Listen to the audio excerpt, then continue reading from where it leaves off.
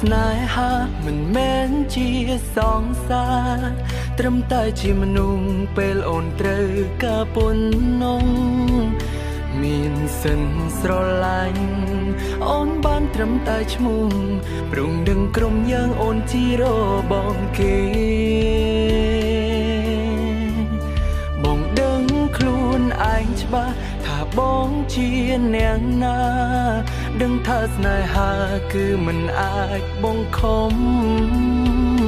ក្រុមពេលឃើញគេ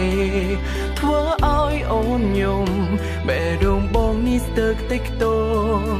ទៅហើយមា